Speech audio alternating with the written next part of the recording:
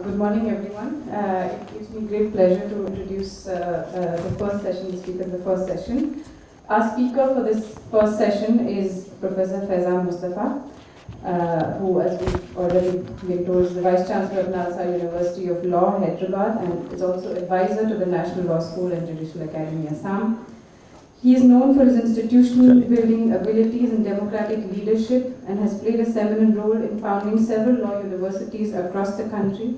So he began something called the Legal Awareness Web Series or Law, which was launched in 2017, which has been an attempt to take the onus of which began with the onus of taking legalese outside of institutes and bringing them directly to the general public via different kinds of media. So Legal Awareness Web Series is something that is freely accessible on YouTube, and I would encourage everyone to go visit the page, subscribe to the page, and follow the videos. The idea behind the web series has been to educate people, laypersons, common people who aren't trained in law, who aren't professionals, etc., on current legal issues and on current political and social issues through the medium of law. And he has videos on a range of issues that speak to us directly, and so many of us that speak to what we work on, what we do, what we discuss in our classrooms, whether it's NRC, whether it's CAA, Ayodhya judgment, triple talaq, including the recent violence in JNU as well. And the idea behind this web series is precisely to create an informed citizenry, so that also to be able to think of common citizens as being capable of comprehending these issues, that they aren't beyond our understanding, only left to the realm of experts and professionals to interpret, that we ourselves can be informed such that we become a citizenry that can engage in these issues in an informed way, and that we understand these issues through the medium of law, in order to build the series itself is put forward in order to, and is built on values of equality, democracy, and justice. Thank you, and we welcome you, and we're excited to listen to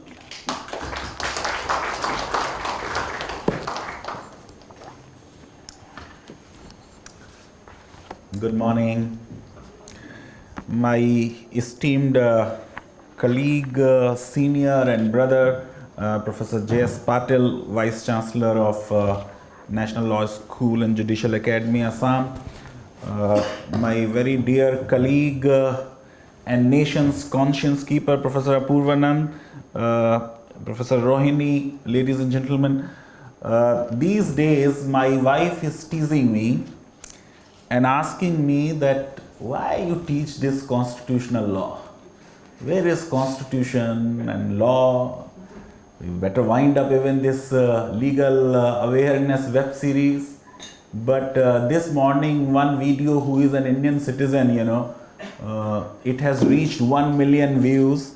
So that gives me some satisfaction that at least beyond law school classrooms, I'm able to talk to people about law. Law is a kind of a Brahminical profession.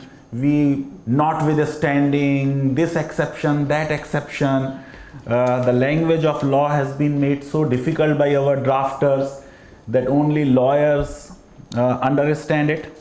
But what she is suggesting to me now, that I go back to Aligarh, where I studied history from Professor Irfan Habib, that you will be a good teacher of constitutional history. So you better do history and then teach constitutional history.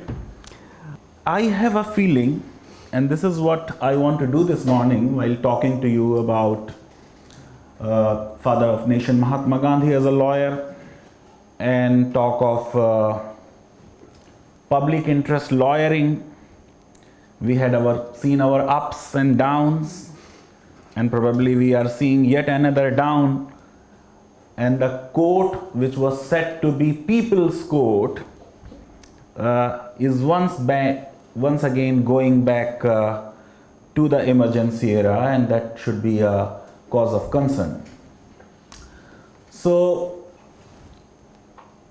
lawyers as such Say, when I did law, there was a lot of opposition within the family that this is not a profession one should, or a discipline one should really study. The old Urdu couplet about lawyers is, पैदा हुए वकील तो शैतान ने कहा, अल्लाह ने मुझको साहिबे औलाद कर दिया. So they were all condemned, and the joke of my childhood was that once there was a fight between people of Jannah and the people of Dozakh, people of hell and people of heaven, and then the people of heaven said that we will take this matter to the court, and the people of hell taunted them, but from where you will get lawyers? All lawyers are with us. We are bound to win this thing. And it was probably this that Shakespeare had to say, that the first thing we should do is to kill all lawyers. I am not in agreement with Shakespeare, and I am not in agreement because you have lawyers like Gandhi. I am not in agreement because we do not know who will replace them. I am not in agreement with Shakespeare because still there are lawyers like Prashant Bhushan and Indra Jaisingh and Vrunda Grover and several others, Colin Gonzalez, who take up people's causes, who want to make government accountable. You will be surprised that though every year 66,000 new lawyers graduate from our colleges, and about 1,400 law colleges and 23 national law universities, but the lawyer population ratio in India is 1:1800. And I can tell you that 80-90% of these lawyers are useless because I have not taught them well. In England, this ratio is 1:1300. So, I personally feel that a country which believes in constitutionalism should return to law, should produce lawyers who are sensitive of people's pains and concerns. And that's why I am tempted to quote Sir William Jones, who said that the only road to the highest stations in this country is that of law. So we must make use of law. Of course, as Gandhi realized, and many of us who teach law realize, that there comes a time in a country's journey where you feel that law really will not solve your problem. Probably right now we understand and see limitations of law and courts. The Chief Minister of Uttar Pradesh has already said, "Thok do." Now if a Chief Minister says "Thok do," that means you don't have rule of law. Now people like us are worried about even the 4 people who are going to be hanged for the Delhi gang rape case. Because we say, well, till somebody's curative petition has been disposed of, till somebody's mercy petitions have been disposed of, a judge cannot issue the death warrant and fix the date. That is not right, because that is what the law is. Of course, the position of people like me is that death penalty does not really serve any purpose. But how to educate people? There was a time when in England, for instance, for as many as 204 crimes you had death penalty, including pickpocketing. So the maximum deterrent effect one can have when you see that somebody is being put to death, you will not have that impact after 1 year, 2 years, 5 years. These days we don't give public hanging. But there was a time when England, even pickpocket used to be hanged at the Russell Square in London. So once when one pickpocket was being hanged, sharpers were ready and 21 pickpockets were committed then and there. जब एक जेब कतरे को फांसी पे चढ़ाया जा रहा है, तमाशबीन खड़े हैं, उन तमाशबीन में से अपूर्वानंद साहब 21 लोगों की जेब कट गई. If death penalty could not deter then, and that is what our experience is. This is also one of the limitation of law. Thinking that the criminal law can solve all problem or constitutional law can solve all problem. I think we are living in some fool's paradise. Now,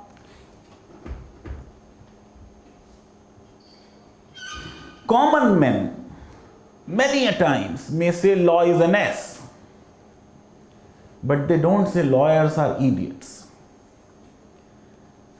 They may say they are expensive. They may say they side with the wealthy. When this whole case of tobacco industry, gutka, came up, all the leading lawyers appeared on behalf of these people. Only Indira Jaising was on the other side. So, still but they fight against authoritarianism and take up poor people's causes, and that's why I feel that we must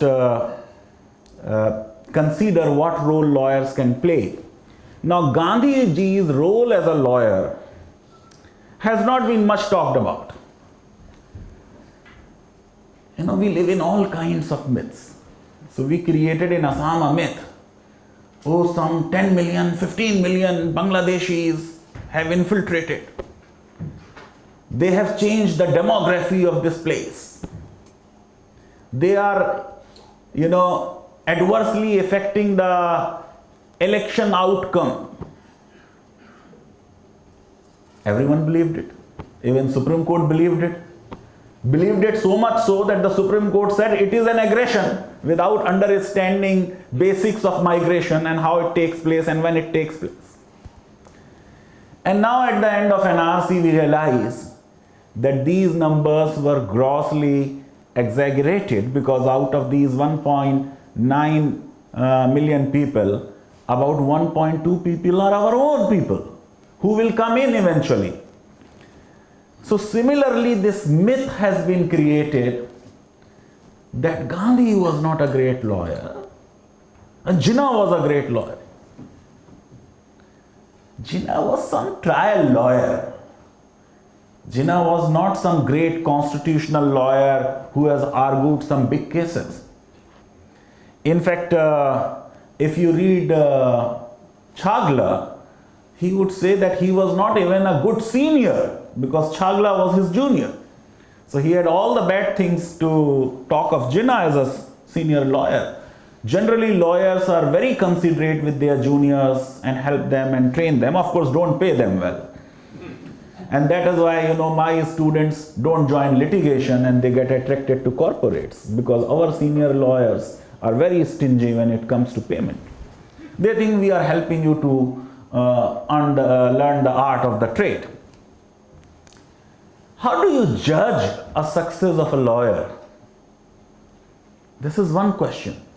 But I am going to tell you that even as a lawyer, Gandhi was hugely successful lawyer. Of course, every lawyer, when initially he will start practice, he will struggle. So he also struggled. But subsequently, he made good money.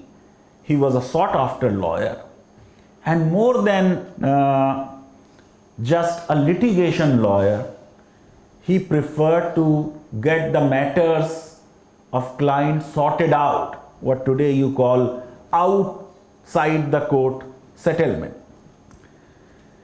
So I am going to quote to you Gandhi's role as a lawyer as described by American author Mr. James Cavenagh, who in a warm and moving tribute observed, "There is a famous non-lawyer." Even this man is not considering Gandhi as a lawyer, but I am going to demonstrate to you how he was as a lawyer. "There is a famous non-lawyer of recent history who comes close to being like Lincoln, a transfigured lawyer. a lawyer who has simply grown beyond the usual confines rather than grown from them, who has enlarged the scope of lawyers' function rather than changed them, who has kept the virtues of the lawyer and only deepened them. He loved his country and its people. He respected civil authority even while opposing it. His weapons were non-violence and passive resistance. His aims were moderate and realistic. He was willing to negotiate and to advance step by step. He was humble in manner and took as his symbols the handicrafts of his people. And true to the negative leadership the lawyer exercises, he became a martyr to his country's liberty. He was an Indian lawyer named Gandhi. So Gandhi as a lawyer has not been really appreciated. And this morning I want to look at Gandhi as a lawyer, Gandhi's use of law, Gandhi's rejection of law, and then look at this whole idea of public interest litigation, social action litigation, and how this litigation originated, and why it originated, and how it was used for social justice, and how then it was hijacked by the elite, by the politicians, by the vested interest people, and how again we are back to pre-social interest litigation time, where Supreme Court does not care if people remain under detention for months, where Supreme Court invariably upholds the government stand. What I, in my interview with Karan Thapar, said that we are back to ADM Jabalpur hour. But if the history is any indication, maybe in future, again there will be what I would say, crisis of legitimacy of the Supreme Court. And therefore to regain that legitimacy, sometime they will hear the voice of their conscience and we will have a different kind of social action litigation. Now going back to father of nation Mahatma Gandhi, who went to England in 1888 to study law and become barrister. He kept terms at the Inner Temple, and after 9 months intensive study, he took all his subjects in one examination, which he passed. Many students in law school should listen. They have all the backs and this and that. And then this fact which I want to particularly emphasize. He was called to bar on 10th June 1891 and was enrolled in the High Court of England next day. Thereafter he should have explored the place, stayed for some more days. Can you believe? Next day he sailed back to India. Because the family did not have the resources to support him for long. He was not in England immediately after completing his bar and enrollment, did not wait even for 2 days. Next day he took his ship back to India, then practiced in Bombay and then in Rajkot. In all he practiced for 2 decades and then gave up the profession to devote all his time and energy to the public service. So when lawyers are not supposed to practice, what Gandhiji tells us, they should become full-time practitioners like him of public service. Now, as I said, it is wrong to say that he was a failed lawyer. He was not as bad a lawyer as Nehru, and he was not as good a lawyer as Motilal Nehru. Because the joke in which I share with students in their orientation is, if you do well in law, you become Motilal. If you don't do well law, you become Jawaharlal. So Gandhi is neither Motilal nor Jawaharlal, but as a lawyer, he is a reasonably successful lawyer, but we appreciate this. Sir Stafford Cripps, I would like to quote, he was no simple mystic. Combined with his religious outlook was his lawyer-trained mind. Even when he is not a lawyer, he was making use of his lawyer-trained mind. Quick and apt in reasoning, he was a formidable opponent in argument. We don't make arguments only in court of law. We do make arguments every other day. Professor Apurvanand these days is making an argument for the kind of India we should have. We must listen to him. So I want to talk of Dada Abdullah's case, which enabled Gandhiji to realize early in his career the importance of facts. Many of our students don't look at facts. Will look at all kinds of fancy law books written invariably by foreign authors, because we Indian academics did not really contribute well in terms of writing books. And he observed in his autobiography, facts mean truth. And once we adhere to truth, the law comes to our aid naturally. Facts have become irrelevant. Whether 370 was a spatial power of the center or a spatial autonomy of the state, you can't talk of facts. Facts have become irrelevant, and that is what the post-truth era is. But what Gandhiji was saying, that facts constituted 3/4 of the law. This is the fact, say for instance about CAA, that there are religious persecuted minorities within these 3 countries, other than the 6 communities. This is for instance a fact that the persecution in these 3 countries has not ended on 31st December 2014. This is for instance the fact that all the neighboring countries have not been included. This is the fact, for instance, that in the process of National Register of Indian Citizens, a low-level official, executive official, will have the huge discretion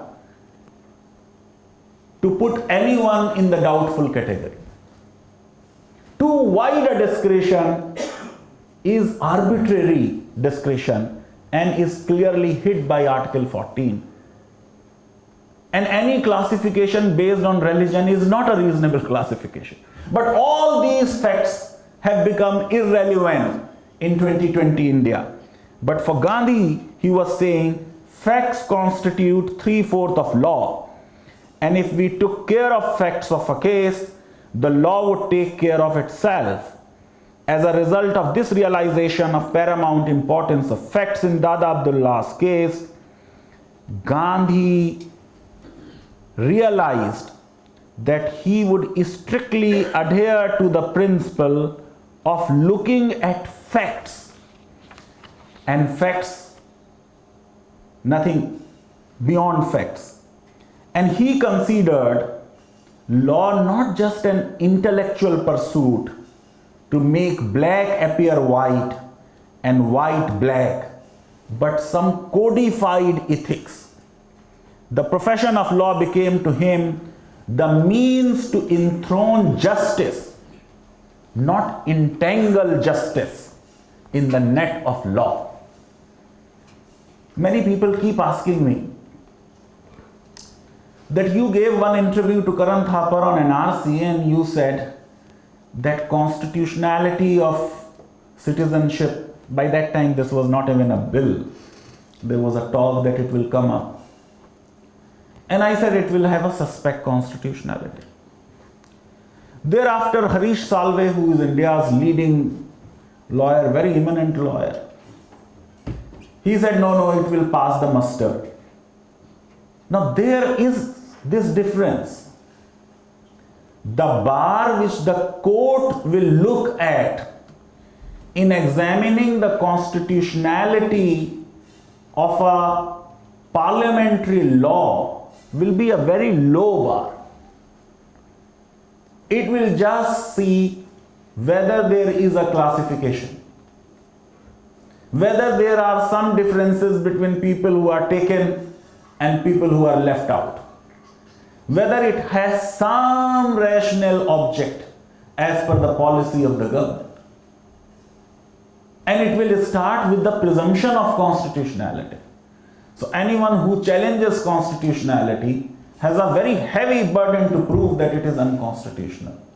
But the mere fact that a Supreme Court upholds a law as constitutional does not make that law a good law. And that is the difference between how people look at law and how courts look at law. And that's why our courts are courts of law. They are not courts of justice. When people look at a law, they look at a wider dimension of justice, whether this is a just law. And that's why when there is a problem of just and unjust law, you will have two models. One is a model which Socrates will present to you. The model will be obedience of law, howsoever unjust a law can be or could be. The model which Gandhiji presents to us, that an unjust law, like the salt law, is not to be challenged in a court of law. And that's why I am not very enthusiastic about some of my friends going, to the courts on the drop of a hat and then expecting courts to do wonders for them. Our courts are not courts of justice. Our courts are courts of law, and therefore they look at a very minimal kind of compliance with law. You need to go to the people. You need to break that law. So while Socrates quietly consumed that bowl of poison which was offered to him by law, Gandhi refused to comply with an unjust law which was imposing a tax. And that's why I feel like reading to you what he said in South Africa, making a similar disobedience, and see how relevant this man is. In brief, this is Gandhi, I'm quoting Gandhi. The significance of Satyagraha consists in the quest for a principle of life. Courts do not look at principles of life. Even though they refer to basic structure, but till date are not able to define what is basic structure. People look at principles of life. Just few days back at Manthan I said, citizenship is not just some territorial idea that I belong to this land and I exclude everyone else. Citizenship of a republic means commitment to certain principles. It is a membership of a political community, and you have become member of that political community with certain principles. And that's why people who are reading out preamble, they are reminding us of those principles. When Supreme Court will look at the preamble, on the basis of preamble, it cannot strike down any law. The chairman of the session, Professor Patil, is an expert in jurisprudence. In jurisprudence, we make a distinction between what is called is and ought. What the law is and what the law ought to be. And the concern of the court is always is of law. The is of law is the text of the Constitution, not the preamble. And that is why initially even Supreme Court said preamble is not even the part of the Constitution. It was only in Keshav, and it was from this place in Reberubari. It was in Keshavanand that they said it is a part of the Constitution. Later realization. But on the basis of a principle, court does not make queries. They make queries on the basis of is of law. So this is what Gandhiji is saying. We did not say to anyone in so many words that our fight was in pursuance of this quest, principles of life. If we had said so, the people there would have laughed at us. As people are laughing at him and laughing at us, we are not swimming downwards. We want to swim upwards. And you will pay the price of it. But Gandhi's teaching is, come what way, you will swim upwards if your principles demand so. People would have laughed at us. We only made known the secondary aim of our movement, which was that the government there, thinking us lowly and mean, was making laws to oust us from the country. And that it was right for us to defy those laws and show that we were brave. Suppose the government passes a law saying that colored persons shall wear yellow caps. In fact, a law of this kind was made in Rome for the Jews. If the government intended to treat us in a similar fashion and made a law that appeared to humiliate us, it was for us to make it clear to the government we would not obey such a law. If a child says to his father, please put on your turban the wrong side up for me, the father understands that the child wants to have a laugh at his expense and at once obeys the command. But when someone else with uncharitable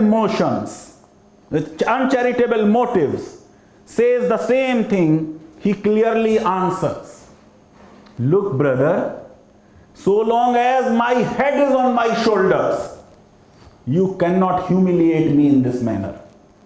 You conquer my head first and then make me wear my turban in any fashion you please. The government there in a similar way, thinking the Indians lowly, wanted to treat them as slaves and as far as possible to prevent them from coming into the country. And with this end in view, it began inventing ever new laws, such as putting names of Indians in a separate register. Look at the relevance. After 70 years, you are telling me to put my name in a register. In my country, Gandhi is opposing this for Indians even in an alien country. Even in South Africa, you will not do it for Indians. Even though we were not citizens of South Africa at that point of time, in this sense, the way we are citizens of India today. Putting names of Indians in a separate register, marking them, give fingerprints. अभी दिए हम सब ने आधार में. Marking them, give fingerprints in the manner of thieves and bandits, forcing them to live in particular areas, forbidding their movement beyond a specified boundary, making rules for them to walk on particular footpaths and board specified carriages and trains, treating their wives as concubines, if they could not produce marriage certificates. Certificates, whether it is of marriage or of citizenship, it is problematic. Certificates. Leaving from them an annual tax of 45 rupees per capita, etc. This is what Gandhi is opposing as a lawyer. And that's why he is saying that there are some codified ethics beyond law, which are not in the text of law, which may be there in preamble and not in the text of law, which people should look at, but courts do not look at them. And that's why I feel Gandhi as a lawyer is making this statement. Gandhi as a lawyer is opposing unjust laws. And he very clearly said, truth like non-violence is the first article of my faith and last article of my creed. It was therefore no wonder that in his practice of law, he maintained the highest traditions of the profession. He was always valiant for truth, bold in asserting it in the scorn of all consequences, and never sold the truth to serve the interests of his clients. He never forgot that if he was the advocate of an individual and retained remuneration, often inadequately, for his valuable services, yet he had a prior and a perpetual retainer on behalf of truth and justice, which many lawyers of today, which charge 1 crore, 55 lakhs per hearing, don't really follow. What do? We get lawyers who will prove, oh well, this man, member of a parliament, took money to vote in X way. But well, there is a legislative parliamentary privilege under Article 105 which prevents court from examining anything relating to a vote given in parliament. So we use 105, privilege of the parliament, to help the man who has taken bribe to vote in a particular way in parliament. Now, what Gandhi is saying, that he has some commitment to justice, and that's why whatever lawyers are paying to him, he may not accept that in that case. Now, for Gandhi's participation in the civil disobedience movement and imprisonment, his name was removed from the inner temple because he breached law. But then subsequently he was honored and his immortal memory was preserved by unveiling in 1984 his special portrait in the library of Inner Temple. Gandhiji's bust now adorns the coffee room of the Inner Temple, and his statue has been installed in his lawns. Now, Gandhi also criticizes lawyers, and he says these lawyers love quarrels and courts as fish love waters. What was his criticism of his fellow lawyers? One, lawyers are complicit in colonial rule. So any lawyer who furthers the cause of an authoritarian government is therefore going against Gandhian philosophy and should be criticized as Gandhi criticized. So he says that lawyers are complicit in colonial rule and for widening Hindu-Muslim divide. Lawyers are also responsible, which Gandhi saw as one of the primary impediments to the Indian nationalist movement. Gandhi was directing a more fundamental criticism at the profession of law for encouraging litigation and prolonging them. Hence, Gandhi says that lawyers have been instrumental in ensuring the charge against Indians that they love quarrels and courts as fish love water. Addressing Peshawar Bar Association in 1938, he said, "A true lawyer was one who placed truth and service in the first place and the emoluments of the profession in the next place only." So he also compared lawyers even to prostitutes. Now the reasons for Gandhi's criticism of lawyers, many people said because he was not himself a great lawyer. As I said, that this is not true. So what really made real Gandhi come out as a great lawyer? His sense of feeling the pain of people who were unjustly treated. Empathy is central to any talk about injustices. Very difficult to define what is justice. You have any number of scholars and books, including one by Amartya Sen. But can we at least have this feeling that there is some injustice done to anyone? And if that gives you a pain, good enough. Best out of Gandhi came out when he saw these kind of unjust laws being made, asking for fingerprints, asking for registrations. Now today what has happened? Today we are losing faith in law. And when you lose faith in law, look at Gandhi and lawyers like Gandhi. I'll come back to this little later. Now, since you now understand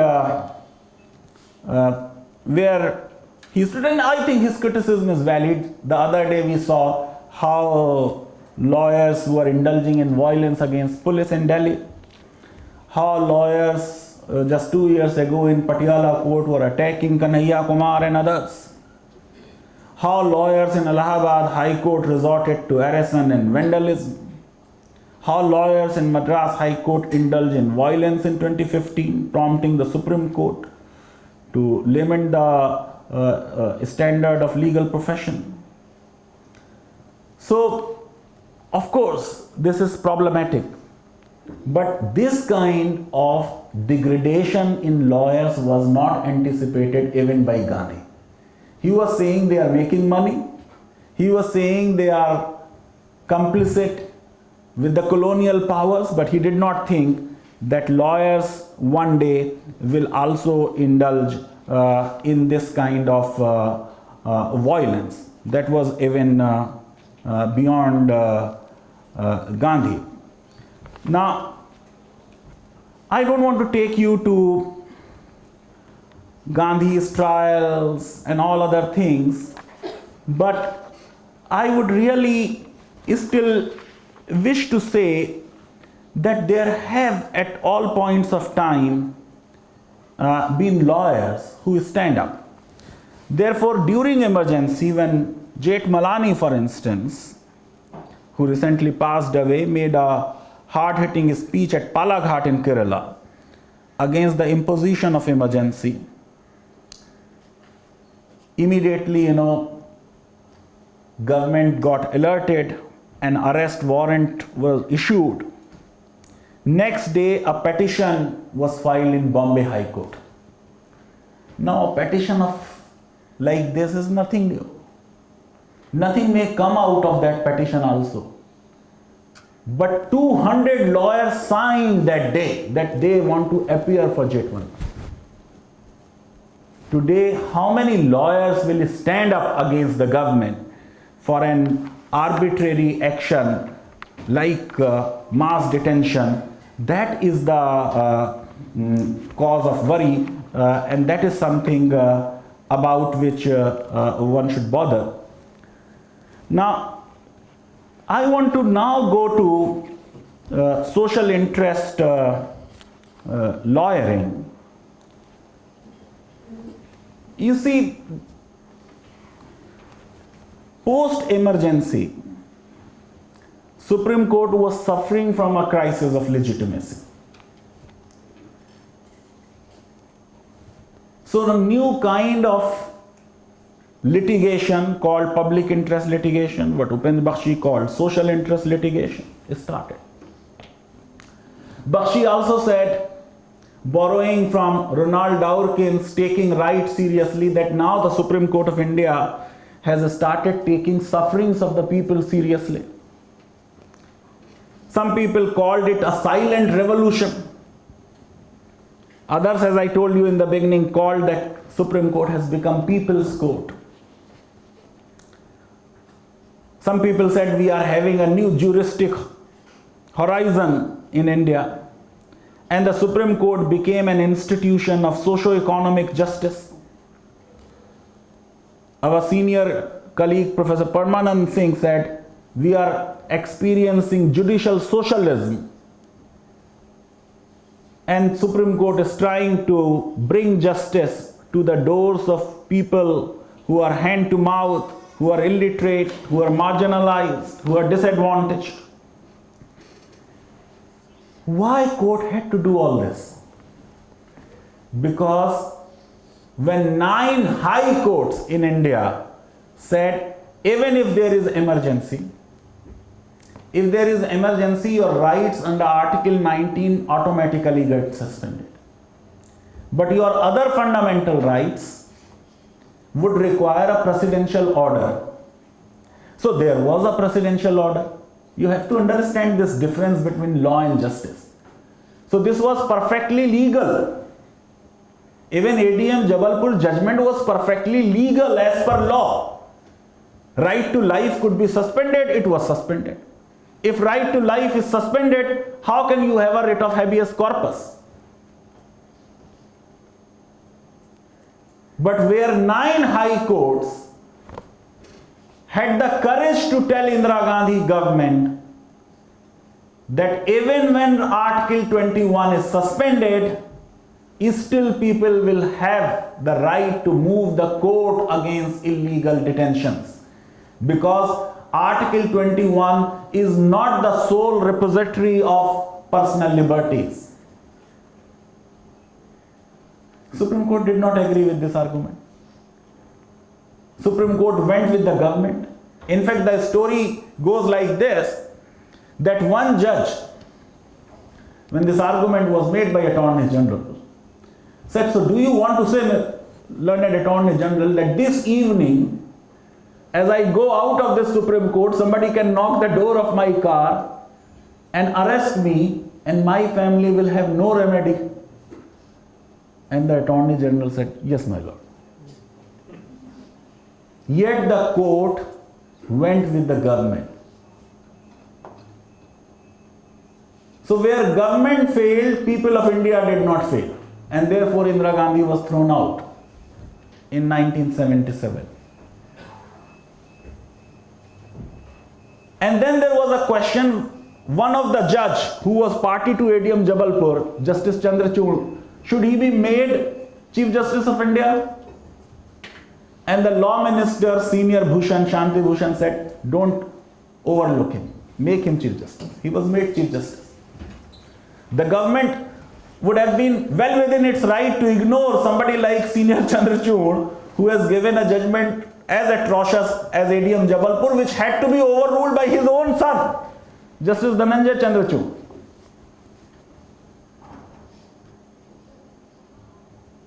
Yet he was not overlooked. And Desai appointed him as Chief Justice. So Supreme Court still had those judges. And it itself realized that people of India are not anymore having the same kind of respect which a highest constitutional court should command from the people. And therefore, to regain people's confidence and to get back the legitimacy as a highest court of the land, they started doing public interest litigation, reaching out to people, helping people. I don't know after a few years whether we will be again in this kind of situation. Recently, what we have seen, when a petition was filed in the Supreme Court about mass detentions in Kashmir, we heard Chief Justice Lee, it's very cold out there. Why you need to go there? And when somebody said, oh, my friend is sick, it is a habeas corpus on his behalf. Ideally, in such case, the friend is to be released, is to be produced in the court. We have a new jurisprudence. Supreme Court saying, okay, you go meet, small meeting, don't address. Yashuru. What new kind of jurisprudence? The court even did not protect freedom of press. And now you have something unprecedented. If you are detained for 3 hours, that is not detention. It is rewriting of even law of kidnapping. If you are kidnapped even for 1 second, it is a kidnapping, it is a serious offense under Indian Penal Code. This social interest litigation was possible because of an alliance between the articulate middle class intellectual and the disadvantaged people whose causes these people pick up. And that's why one has to salute people like Apurvanand and Prashant Bhushan and Indra Jaisingh and others, that they take up our causes. They take up causes of voiceless people. And this is in the same tradition. At Gandhiji's time, and this is interesting, our courts were not constitutional court like today. Under the British system, they do not have this kind of judicial review which we have today. This whole idea of judicial review has come from US, which we incorporated in our constitution.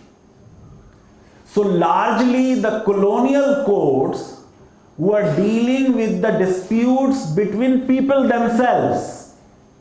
So you have captured my property, I go against you. You have killed me, and there is a prosecution for murder.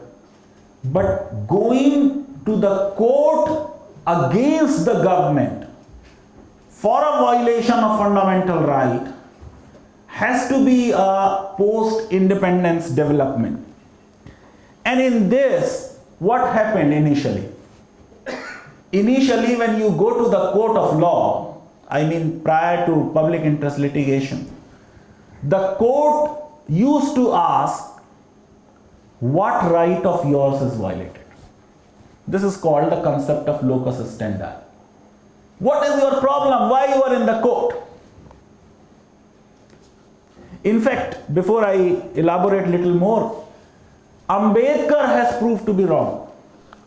In the Constituent Assembly, Ambedkar also thought and said that just like the colonial judiciary, Indian judiciary will not be dealing with the issues of government lawlessness. I am giving you an example. The question was, should government have a say in the appointment of judges? As the constitution stands, there is nothing like collegium in the text of the constitution. And of course, it is also true that when government was appointing judges, they were appointing better judges.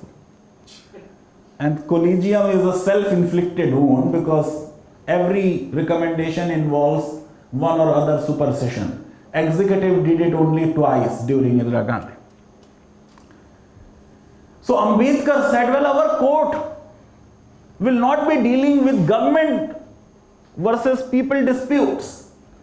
Because one of the arguments against NJC was, since 80% of the cases are against the government and government is one of the party in majority of the cases, how can a party choose a judge?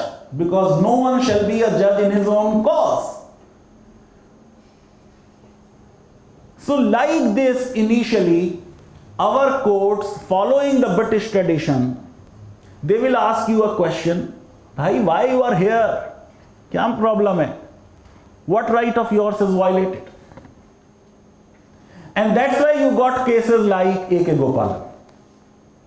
Again, preventive detention.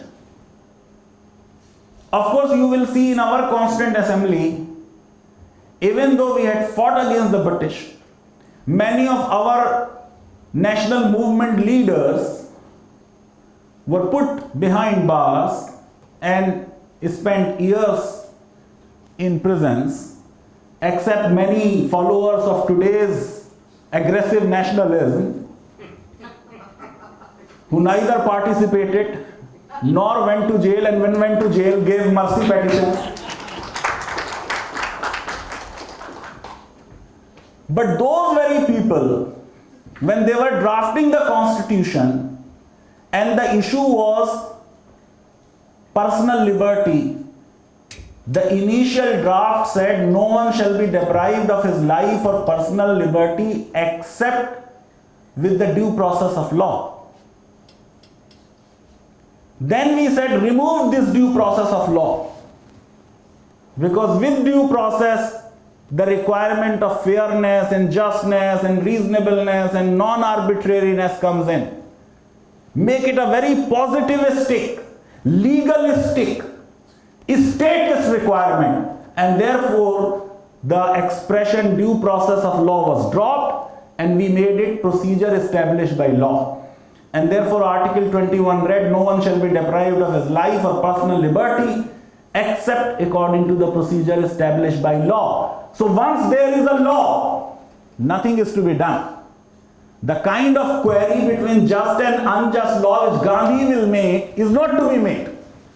We made a typical Socratic kind of law.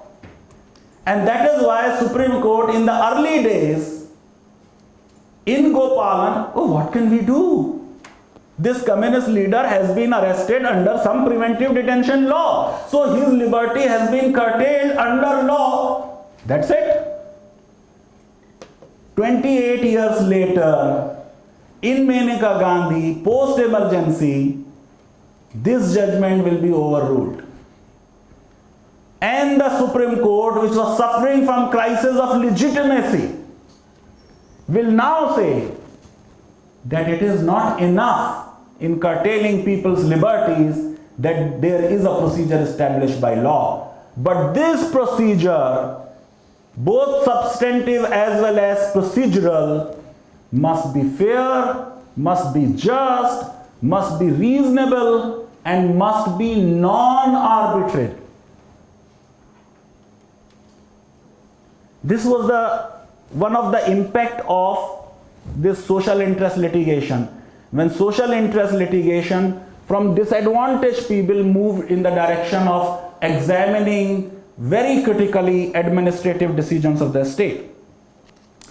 So under public interest litigation, what did the court revolutionize was the doctrine of locus standi, to say, I will not ask you what rights of yours is violated. What is your problem is no more my question, but the court will ask whose right has been violated. Who is in problem? So the person who went to the court, she was not blinded by piercing needles in Bhagalpur jail. Or people who went for rickshaw pullers, they were not themselves rickshaw pullers. And that's why the importance of the solidarity between intellectuals, lawyers, and the judges. So most of the first phase social interest litigation petitions concerned about men, children, women who were incarcerated in prisons and other places of detention. Do you see the similar kind of thing, that we are back to that stage where we are talking of rights of detainees? A retired police officer in 4-degree temperature in Lucknow not given blanket. We have reached that stage yet again. That is the cause of problem. So you had cases like this Kamgar Sabha under trials, then Sunil Batra and Charles Shobraj and Hussain Ara Khatun, and then of course cases about speedy trial, under trials, cases of detentions of lunatics, cases about custody violence against women and prisoners and juveniles, cases like sufferings of inmates in Agra protective homes by Professor Upinder Bakshi himself, and cases like sexual exploitation of children in children home, Vishal Jeet's case, the handcuffing of the accused, very basic Article 21 rights cases about poor people, because there were people say for the offense of theft, maximum punishment can be 3 years. Generally, maximum punishment is not given. The principle which is adopted by a law in sentencing, though India does not really have any separate good law on sentencing, Indian Penal Code prescribes maximum punishment and then gives the discretion to the judge, looking at aggravating circumstances, whether he is a habitual criminal, or mitigating circumstances, that he is the sole breadwinner of a family, and then they fix generally the midpoint. But in many cases, we find that people are in jails for 10 years as under trial. Even if they had been convicted, they would have been there only just for 3 years maximum, but ideally 1.5 years. So those kind of cases came up.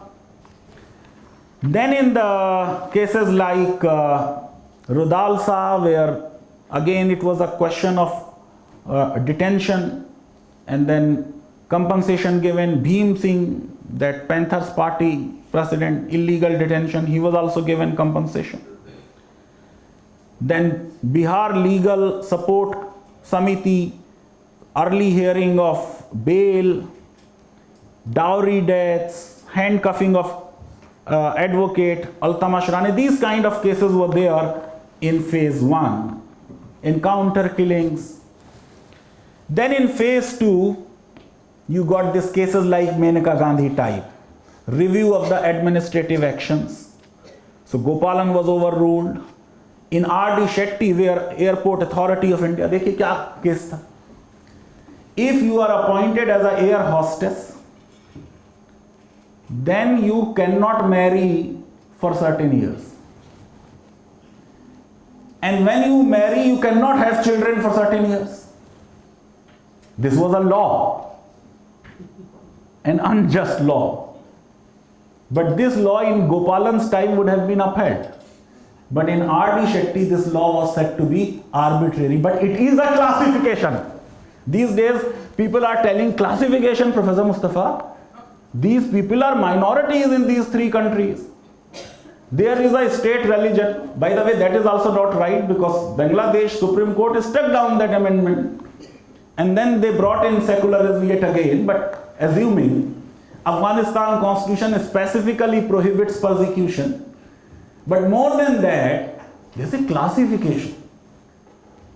And if there is a classification, good enough. This was the same argument of the government on behalf of Air India, classification. Because what Article 14 says, law within the class will be the same. So air hostesses are a class by themselves.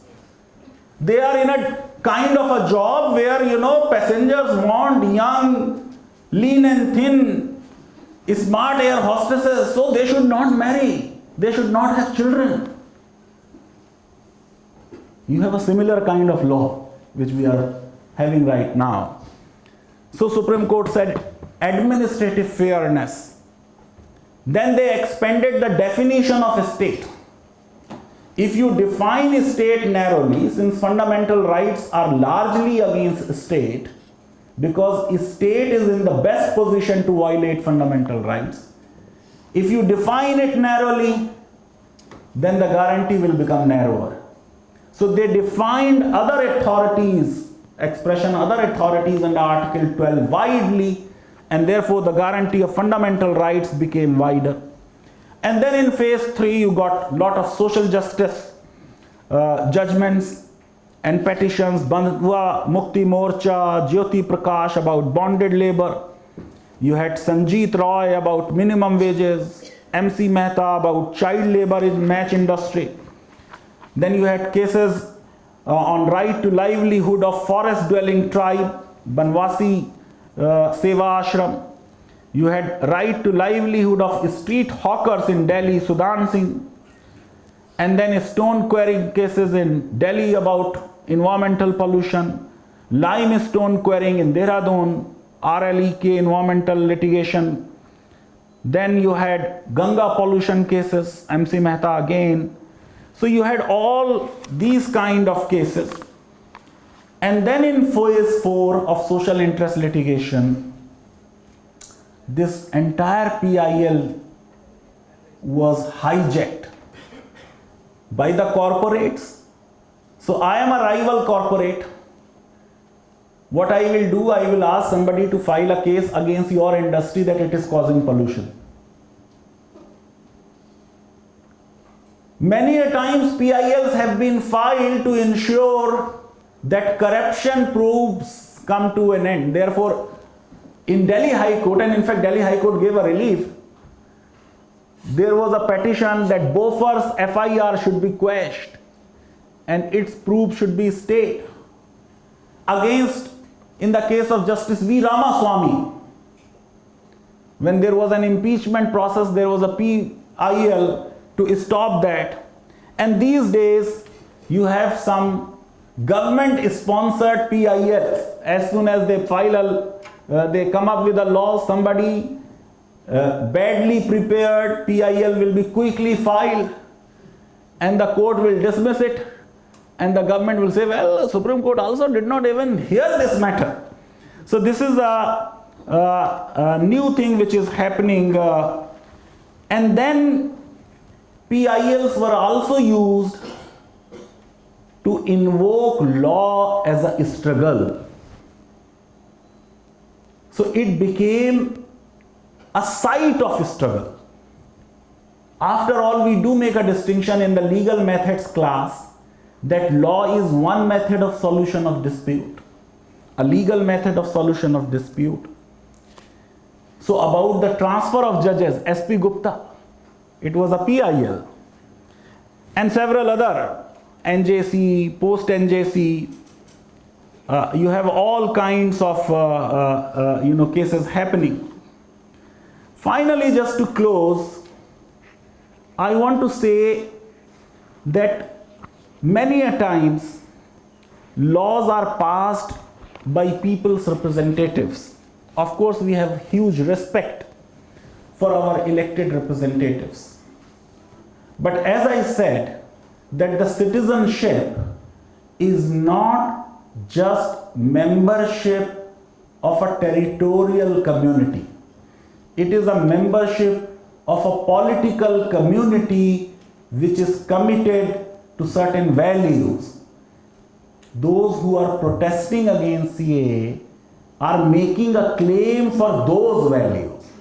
Those values may not be, strictly speaking, quote unquote, is of law. They are very much out of law. And we must remember, today the sovereignty does not reside in the state. India does not believe in the sovereignty of Parliament. About the British Parliament, we have the first principle of British constitutional law that British Parliament is supreme. It can do anything except to make a man a woman, woman a man. India does not believe this kind of supremacy of Parliament. Our Parliament is under Constitution. Similarly, our Supreme Court is not supreme, even though word supreme, which has come in its nomenclature, is very seriously taken by our judges. But Supreme Court is also under Constitution. Supreme Court is supreme as a court of appeal. If there is a High Court judgment, then it is supreme to examine that judgment. in our country, who is sovereign? We, the people of India.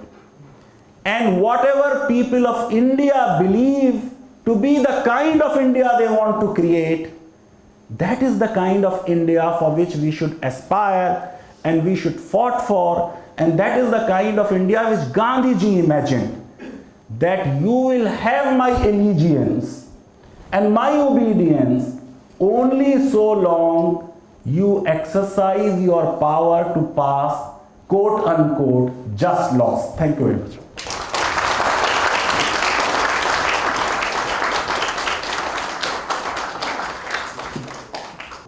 If there are any interactions to be initiated, you are most welcome.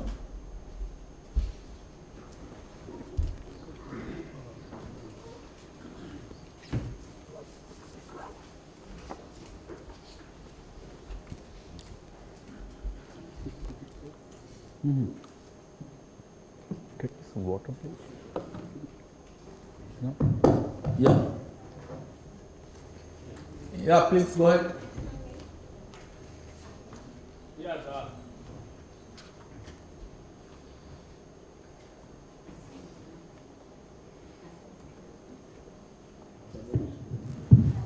thank you, Professor Mustafa, for your nice presentation.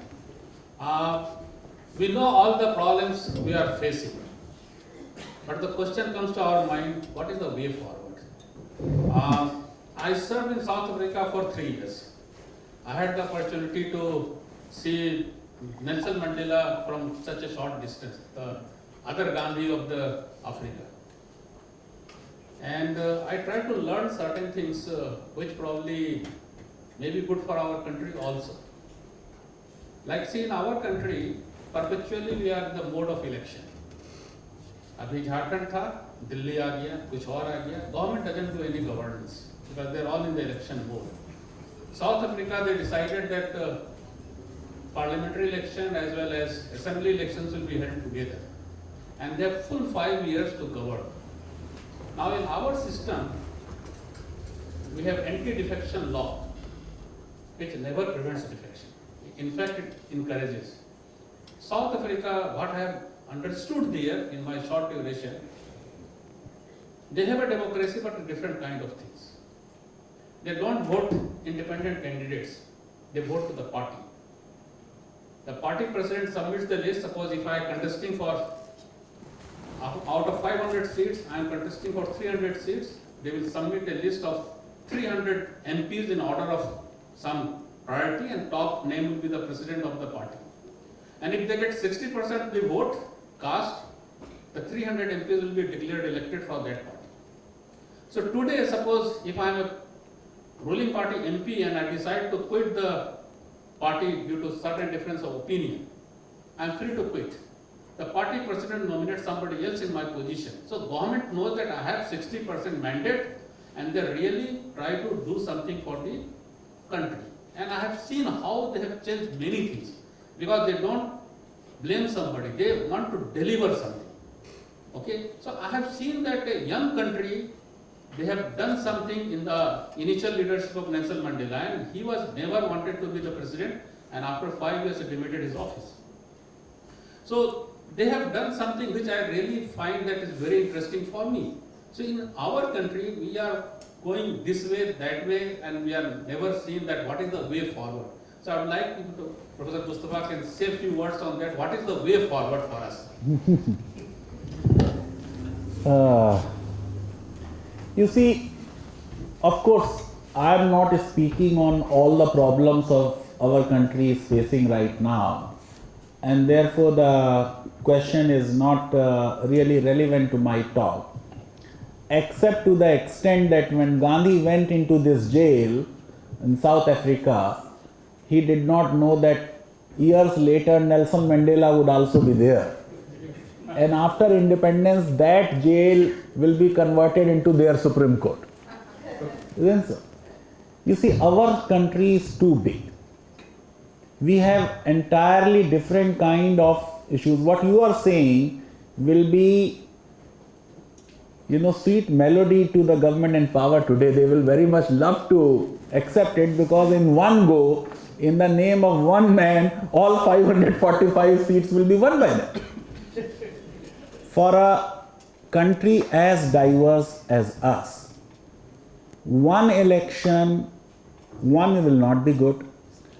Two, you can have one election, but as you said, defection is there, this and that. There will be some assemblies which will get dissolved early. And again, because initially we also started like this, but because of imposition of precedent rule, because of defection, this and that.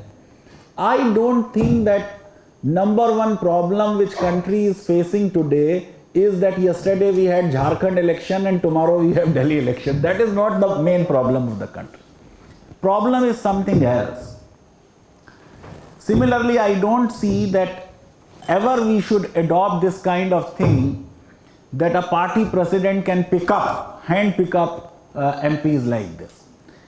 A better democracy is one where we ensure accountability of the government for governmental actions. We do not have accountability. If divisive politics in the name of religion, in the name of caste, in the name of region can win us votes, then something more fundamentally is required to be rectified in our country. I see what you are saying, that we adopt just this and everything else will be solved is not possible. Yeah. I think there's one question there, then I can ask my question. Okay. There are more, I think. But I do want to ask this question because I'm so sorry, it's related to what you were telling Mr. Javed. Now and this was something that we had been discussing a little earlier.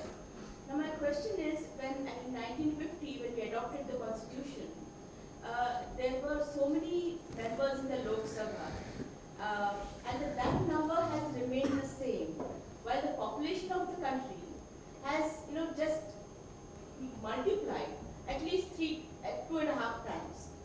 So which means that the constituency size now is so large that the principle on which voting happens, the first past the post principle, simply does not seem to be representative enough, because on a vote share of say 38% or whatever, you can sort of get this, you want the majority. And parties that have got say 20% vote or disparately so many percentages, still they make up about 60% of the population, and yet the majorities, the people in the government are that 38% or whatever that may be. So if this particular thing has to change, the system that we are following now, who initiates it? Does the judiciary initiate it? No. It will require a constitutional amendment. You see, Rohini, what happens, it goes like this. I just give you an example. Even though the Sri Lankan Prime Minister is a very close friend of mine, but that is at a personal level. But if you look at his politics, including his younger brother who is now the president, they are saying this proportionate representation is an issue which we want to sort out. Because in their system, they are not able to completely dominate the house. You see, whether you have X option or Y option, there will be problems. I don't see that any of these, that the size of a constituency is big, because you have a smaller size assembly constituency. Are things any better there? You get my point? So, of course, I am not saying that the number of seats in Lok Sabha should not go up. It may go up, but even if you make it 3,000, it will not solve problem. Because your problems lay somewhere else. In the number of seats is not the problem, isn't so? But whether we should have this system or proportionate representation can be debated. But right now you are having bigger crisis. So first find answer to that crisis rather than any of these issues. My only question is, how is this 60% which has not voted for the government ever going to be represented? That's true, but that number has come down because now increasingly government is getting 51% votes in many important states. Yeah. If there are questions, then please. No, no, please. Okay, I'm sorry, I ate your question. Please, please. I have more of a comment rather than a question. If there are questions, then Hello, sir. I'm Devopriya from the HTS department, and thank you so very much for that brilliant exposition, which is both enlightening and moving at the same time, and also for being a kind of symbol of hope in these very troubling times. When I'm talking about codes, what I have to say is not exactly a question, but I wanted to sort of draw attention to the fact, it might also be called a quibble. It's about the Shakespeare quotation that you used at the beginning of your talk, sir. This quotation is from Henry VI, a very deeply political play and considered to be one of the best of the history plays by Shakespeare. But you see, Shakespeare does not say these words. So what I have to say was One of the characters says it to yes, answer. Yeah, that's and it. it's important which character says it. That's right, So, that's right. Yeah. So it's one of the rabble rousers who's also born of the higher ranking, the real people who matter in government, who is set up almost for a fall. It is like Faiz when he is Yes. talking of these false gods. These books are all false gods who are to be removed and the truth should come. And we got confused thinking that they are some Hindu gods. Faiz is not. Similarly, he is not. Exactly. Yeah, I understand that. Yeah. So my point was exactly that. So we might be, it seems to me it's important to sort of make a distinction. So, and the same thing applies to when we say things like Tagore says this or Gandhi says this. It's not really Shakespeare. Like this is just an observation. Yeah, I know that. Yeah. And thank you. Thank you so much for this extremely Yeah. moving and enlightening exhibition. Thank you again. Yeah. Yeah, please go ahead. Professor Mustafa, thank you so much for your talk. I have a slightly abstract question. I think it was very revealing how you mentioned that Gandhi was a great lawyer. He was a great legal mind, and he also had a sense of justice. And you mentioned how other sort of freedom fighters were lawyers as well. And I suppose there's a correlation between being able to lead and guide people and having that sense of justice and that legal brain. And you also mentioned, elected officials who pass laws. Do you think there's any correlation between the lack of, say, justice, or the idea that is there any sense that there's a lack of that legal expertise amongst elected officials or amongst the parliamentarians? In any sense, is there a correlation? No, good question. It is not the lack of competence or understanding of law. Politicians do things for a purpose. Say when Mrs. Gandhi was amending constitution, she wanted to assert Parliament's power, which was her power because she was controlling Parliament at that point of time. So she was saying, I can do anything with this constitution. And that's why you will be surprised on Article 368, word constituent power is not there. In fact, the heading of Article 368 as drafted and implemented on 26 January 1950 was procedure for amendment. Now when the Supreme Court started trying to control that power, then she said, no, let this word be put, that when Parliament is amending a constitution, it is exercising the same power which Constituent Assembly was exercising, constituent power. So it can include anything, it can delete anything. Now, the issue is when our representatives in Parliament vote, they vote as per the party whip. So you cannot say each and every member of the ruling party really believes in a particular law for which he has voted because he is bound by party discipline. 2, it is not that they don't understand that the laws they are passing are ridiculous or unjust. they don't have much of a choice. The agenda of Parliament is set by the government. Which bill will be introduced when, for how many hours there will be debate, when will be vote, this is all decided by top ministers in the government, cabinet. Therefore you saw, 5th of August, suddenly they said, today itself the bill will be introduced on Kashmir, today itself it is to be passed. Even though when you bring such bills, you have to give at least 3-4 days to the members of the parliament to look at that bill and study it and come and debate. So I will not say that if we are getting bad laws, they are because parliamentarians are not lawyers. Many of them, in fact, the majority of members still, I feel, must have done their law. The question is, do they really believe in what they are enacting? And the second and more important question is, even if they believe, will they really hear the voice of their conscience, go against the party whip? And most MPs will not do it. That is the problem.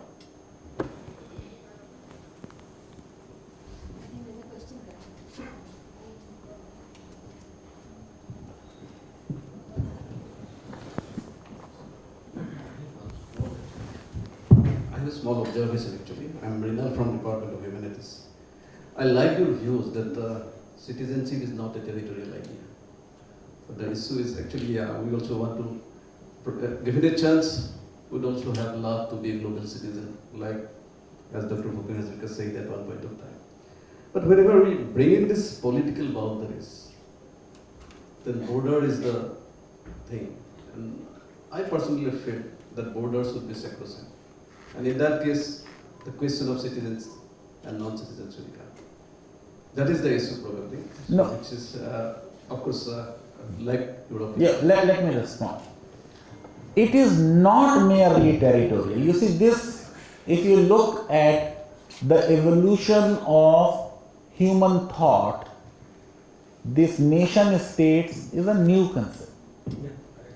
If you look at, we human beings are, what is our age? 4 billion years, 6 billion years, something like that. And when did this concept of nation state, boundaries, territorial boundaries came in? It's a very, very recent phenomenon. So what I am saying, accepting today's reality, it is not merely a territorial idea, but also a commitment to certain principles. Otherwise, why do we draft a constitution? We draft a constitution so that we write down what kind of republic we want to create. Constitution, after all, is a kind of a sacred, sacrosanct pact between people who are constituting that political community, that we come together on these principles. You do not have a right to break those historical pacts. We should be men of our words.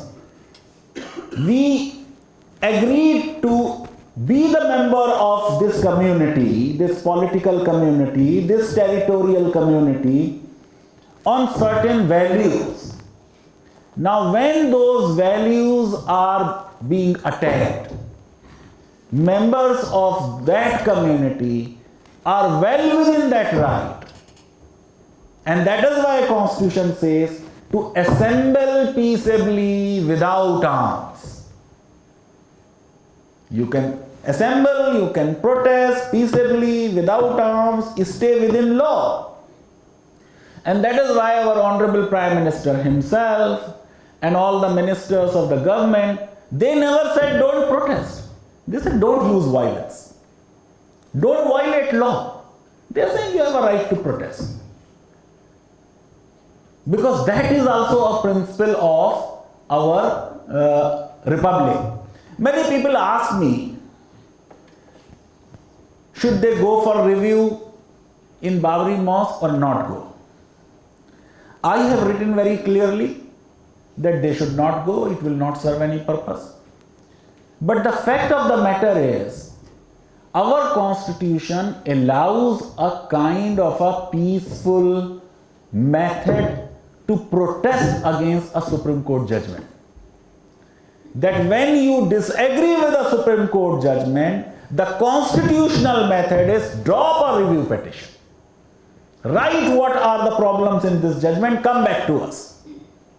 And therefore I said, okay, those who want to go, they are entitled to, let them go. Of course, I anticipated the outcome and I said it will not serve a purpose. But that is a method. So what I am trying to say, that we have not really understood the whole idea of citizenship. We consider citizenship is something between people and state. Of course, this is the classical formulation of citizenship, that it is a relationship between state and citizen.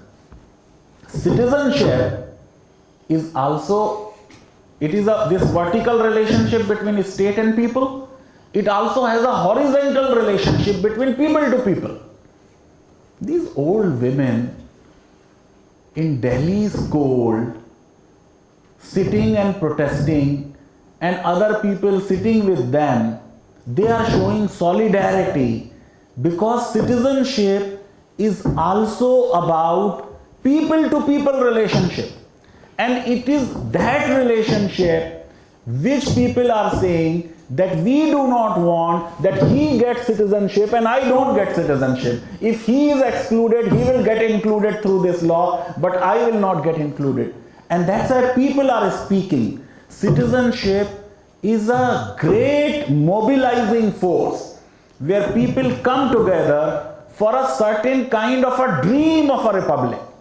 That dream should not be shattered by any laws which we pass, because those are the high values, if I can use, because of the proximity with Professor Patil, Kelson's term, it is the grand norm of our society.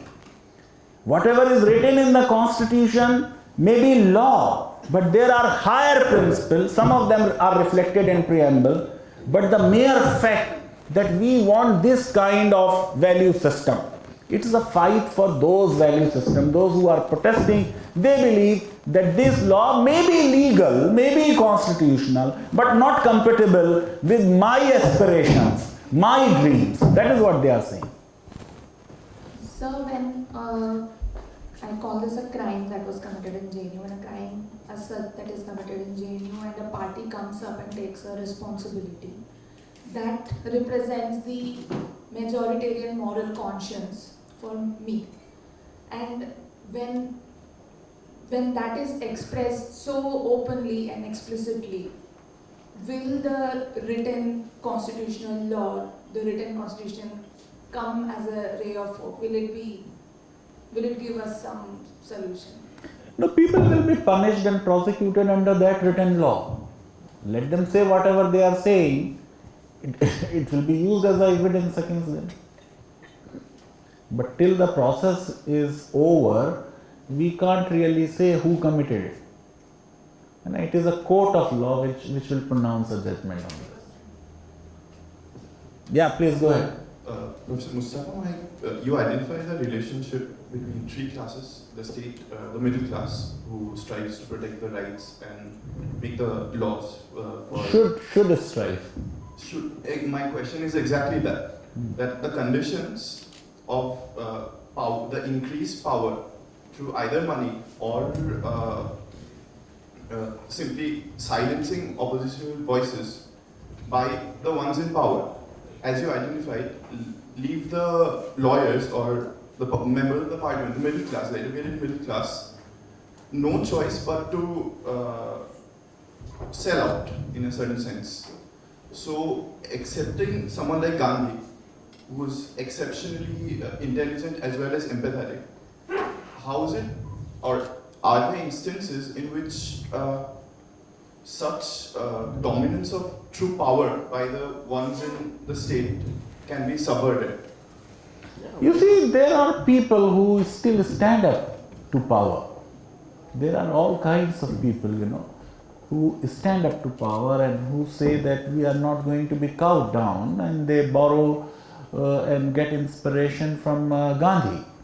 What Gandhi really tells us, British power was huge imperial power. People used to say sun never sets in British Empire.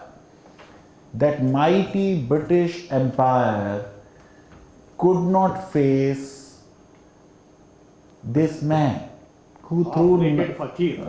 as Churchill will put it, who brought them to their knees. Get my point? So there will be somebody who will stand up. There are people who are standing up. So, but today, as I see it, even the kind of the arising of individuals like Gandhi, through Every society finds an answer. So our society will also find an answer. When you had an emergency, you got Jayaprakash Narayan. Get my point? So, Solutions will definitely come up. they naturally come. This is what the destiny is.